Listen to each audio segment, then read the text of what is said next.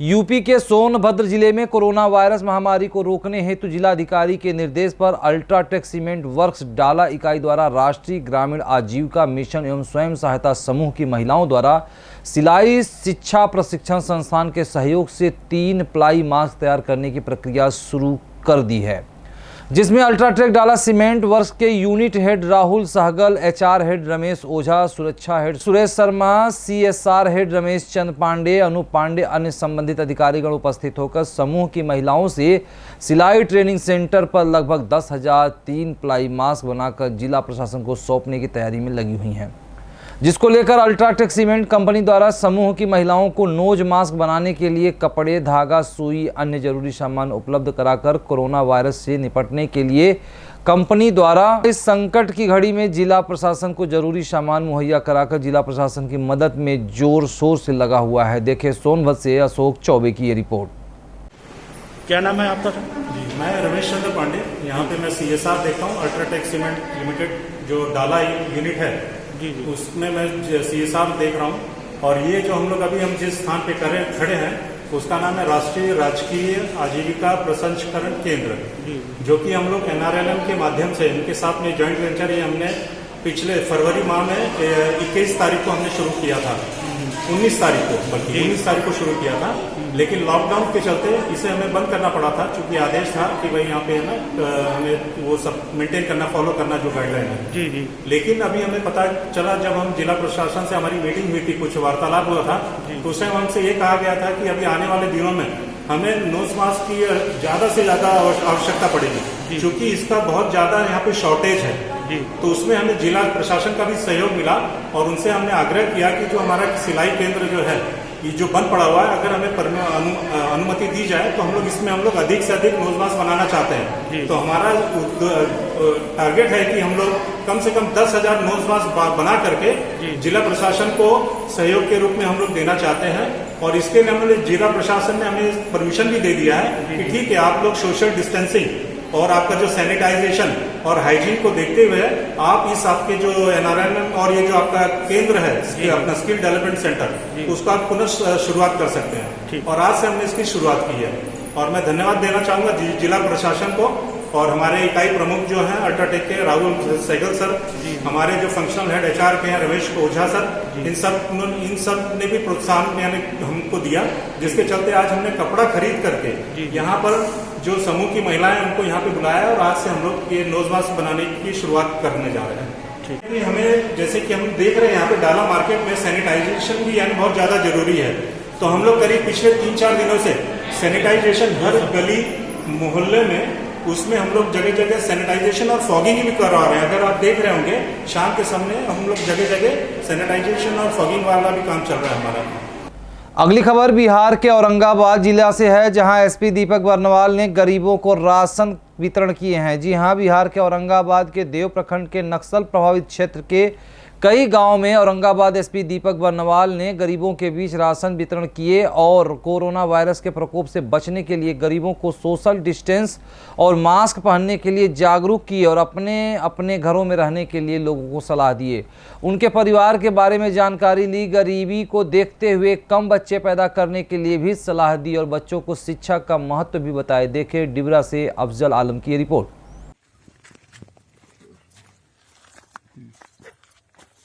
जो अभी कोरोना के जो विषय में आप चले थे, तो अभी कोरोना का संकट है, जिसमें गरीब लोगों को और दूर दराज के गांव में मजदूरी वगैरह बंद हो चुकी है, कोई काम नहीं मिल रहा है, तो राशन की समस्या है। कुछ स्वयंसेवी संगठन ने हम लोगों से अपील की और हम लोगों के पास आए कि हम लोग मदद करना चाहते हैं।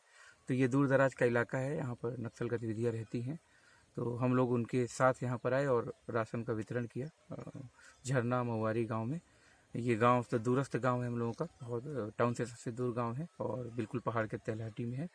और लोगों में काफ़ी जागरूकता है कोरोना को लेकर, लेकिन थोड़ा संकट है खाद्य का। तो ये हम लोगों ने छोटी सी कोशिश की है कि सभी तक राशन और खाने पीने का सामान पहुँचे। कोरोना से बचने का एक ही उपाय है सोशल डिस्टेंसिंग। अगर हम लोग इससे बचाव कर लेंगे तभी हम इससे लड़ पाएंगे। अगर हम लोग जरा भी लापरवाही बरतेंगे, गंभीरता नहीं दिखाएंगे, तो निश्चित रूप से बहुत बड़ी समस्या खड़ी हो जाएगी। इस संबंध में भी लोगों को जागरूक किया गया और लोग काफ़ी अवेयर हैं। जो संगठन उन लोगों के साथ आया था उनको भी मैं इस अच्छे कदम के लिए धन्यवाद देता हूँ, बधाई देता हूँ। अगली खबर यूपी के सोनभद्र जिले से है, जहां 2009 लोगों को बांटे गए राहत आपदा राशन किट। जी हां, यूपी के सोनभद्र के दुद्धी के खंड विकास अधिकारी रमाकांत सिंह ने बताया कि पूरे ब्लॉक क्षेत्र में राहत आपदा से अभी तक 2009 राशन किट जरूरतमंदों को बांटे गए हैं। इसमें चलाए जा रहे हैं प्रत्येक कम्युनिटी किचन में 5-5 राशन किट। वहीं विभिन्न गाँवों में ऐसे लाभार्थी जिनके पास राशन कार्ड नहीं है या राशन कार्ड है यूनिट कम है और उनका माह भर का राशन नहीं चल सकता, ऐसे लोगों को किट मुहैया कराई गई है। अभी 581 राशन किट को जिला प्रशासन से मांग की गई है। सूची के मुताबिक किट आते ही जरूरतमंदों को वितरित करा दी जाएगी। राहत आपदा से मिले राशन किट में 800 जिला प्रशासन से, 500 किट हिंडाल्को से, कुछ किट टीचर एसोसिएशन तथा 300 किट म्योरपुर ब्लॉक में था, जिसे मंगवा कर पात्रों को बंटवाया गया है।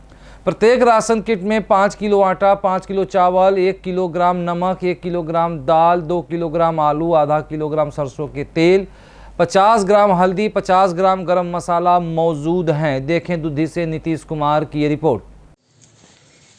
बीडीओ साहब, ये दुद्धी ब्लॉक में आपदा राहत से कितने राशन किट आए हैं अभी तक?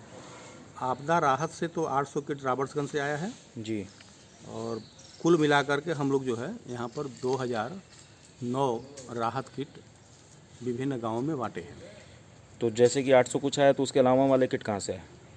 अब जैसे कुछ टीचर्स एसोसिएशन ने दिया जी, और ये हिंडाल्को ने 500 किट दिया। जी, इस प्रकार कुल मिला करके हमारे पास 300 वहाँ से म्योरपुर में पड़ा हुआ था, उनके यहाँ कुछ एक्स्ट्रा आया था जी, 300 उनके यहाँ से मंगा लिया था जी, तो कुल मिला जुला करके हम लोगों के पास जो है 2009 किट आए। और 2009 किट हम लोग जो है जी, वो प्रत्येक कम्युनिटी किचन के लिए 5-5 जी। और बाकी लाभार्थियों को विभिन्न गांव में बंटवा। तो जो लाभार्थी चयन किए गए, उसकी आपने पैरामीटर क्या रखा है उसका? उसके लिए हमने एक तो पहले उनके पास राशन कार्ड नहीं होना चाहिए। जी, जिसके पास राशन कार्ड नहीं है उसको हम लोगों ने किट में ले लिया, क्योंकि उसको राशन मिला नहीं है। जी। इसके अतिरिक्त कुछ ऐसे हैं कि राशन कार्ड हैं, कम यूनिट है या उस लेवल के हैं कि उनको अगर और नहीं दिया जाएगा तो उनका ये पूरा महीना चलना मुश्किल हो जाएगा। जी, तो उनको दिया गया। तो अभी तक कितने किट बांटे गए? 2009 पूरे? हाँ। तो और घट भी रहे हैं या मतलब? हाँ, अभी 581 है और जिले पर डिमांड गई है, वहाँ से आ जाएगा, वो मिल जाएगा। जी। अगली खबर यूपी के जौनपुर जिले से है, जहां कोई गरीब भूखा सोने ना पाए। जी हां, यूपी के जौनपुर जिले के मछलीशहर थाना के अंतर्गत परहित गदीपुर गांव में समाजवादी पार्टी के राष्ट्रीय अध्यक्ष अखिलेश यादव के निर्देशों के अनुसार कोई गरीब भूखा सोने ना पाए और कोई लाचार भूखा रहने ना पाए को सार्थक करने के लिए राजेंद्र बहादुर यादव, प्रदेश उपाध्यक्ष महाराष्ट्र सपा के द्वारा गरीब लाचार तक राहत सामग्री पहुंचाई जा रही है। इस कार्य को आगे बढ़ाने का कार्य योगेंद्र कुमार यादव, प्रदेश उपाध्यक्ष यदुवंशी सेना समिति उत्तर प्रदेश के वरिष्ठ नेता समाजवादी पार्टी जौनपुर राजेश यादव तथा अजहर रहमान, अध्यापक जिला अध्यक्ष समाजवादी पार्टी संगठन समिति के नेतृत्व में किया गया। इसमें 60 पैकेट बांटे गए, जिसमें चावल, आटा, सरसों का तेल आदि मौजूद था। देखें मछलीशहर से नेहा पटेल की रिपोर्ट। नमस्कार, मैं फास्ट न्यूज़ इंडिया से नेहा पटेल और आज हम परहित गांव में आए हुए हैं। यहाँ पर राजेंद्र बहादुर यादव जी की तरफ से गरीबों को राशन दिया गया, तो हम इनसे थोड़ा सा बात करते। सर, आप अपना नाम बताइए। जी, मेरा नाम राजेश कुमार यादव है। सबसे पहले मैं आपको बहुत बहुत धन्यवाद दूंगा जो इस सराहनीय कदम के लिए आपने कदम उठाया, समझिए, इसलिए बहुत बहुत धन्यवाद। मेरा नाम राजेश कुमार यादव है। मैं समाजवादी पार्टी के राष्ट्रीय अध्यक्ष आदरणीय अखिलेश यादव के आह्वान पर हमदर्द फरिश्ता आदरणीय श्री राजेंद्र बहादुर यादव की तरफ से हम लोग आज 8वां दिन लगातार से वितरण कर रहे हैं।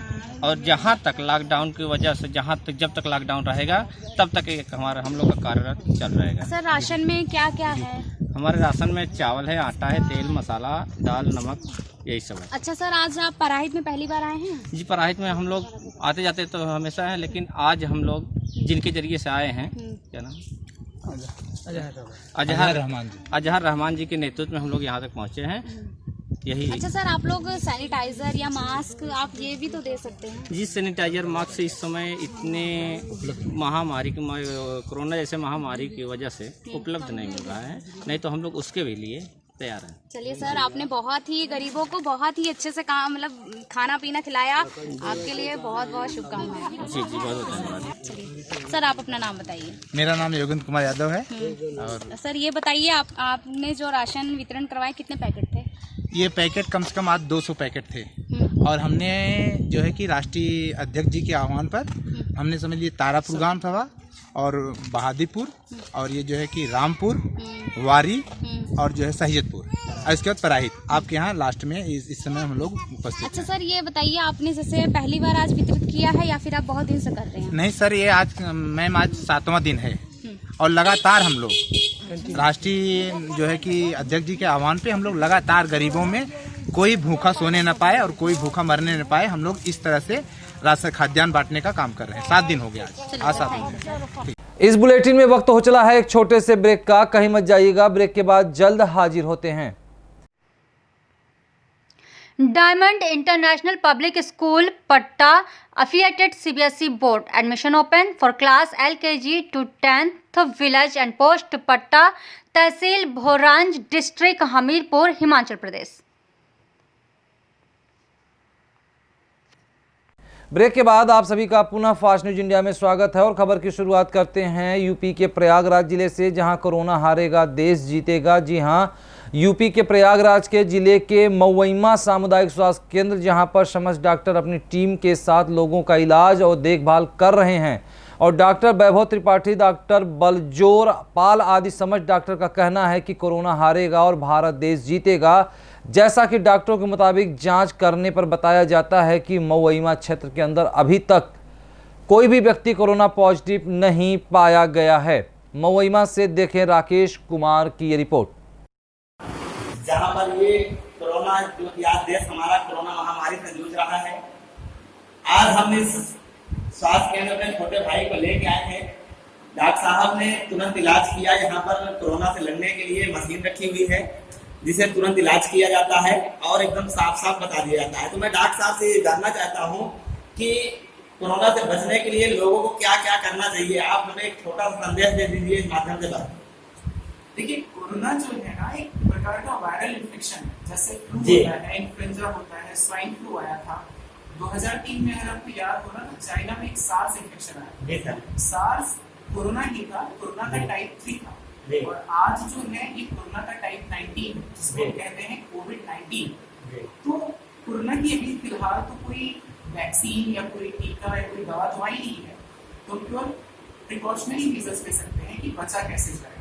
जैसे सर जी, अगर मान लेते किसी कोरोना हुआ है तो उससे बचने के हमें क्या करना चाहिए? जैसे वो व्यक्ति आया आपके मेज को टच कर लिया तो हमें क्या करना चाहिए कि जिसने यहाँ पर कोरोना हमें अगर पता नहीं तो हमें क्या करना चाहिए इसके लिए?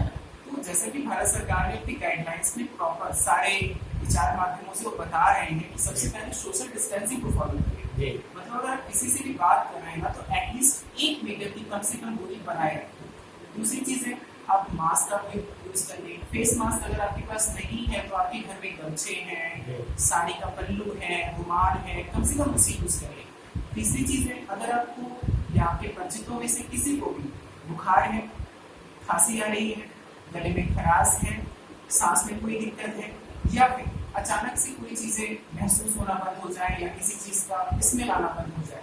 जैसे सर जी, कोरोना वायरस किसी व्यक्ति को हुआ है, जैसे उसके शरीर से बाहर निकला है, किसी छड़ पे या दीवार पर या मेज पर पड़ा हुआ है, वो कब तक एक्टिव रह सकता है? कितने घंटे तक एक्टिव रह सकता है? कितने घंटे बाद निगेटिव हो सकता है? ठीक है, WHO की क्लियर गाइडलाइन है कि कोरोना जो है सिर्फ 2 चीजों से फैलेगा और वो है लिक्विड और सॉलिड मीडियम।